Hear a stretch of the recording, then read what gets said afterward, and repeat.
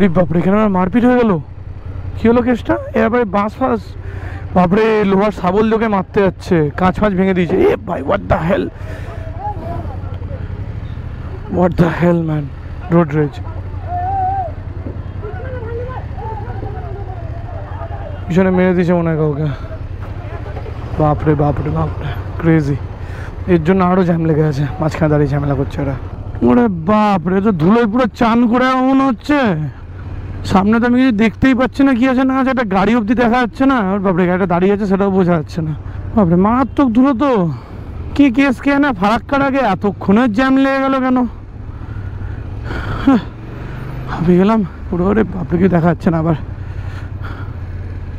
বাপরে, এত ধুলো, ক্রেজি।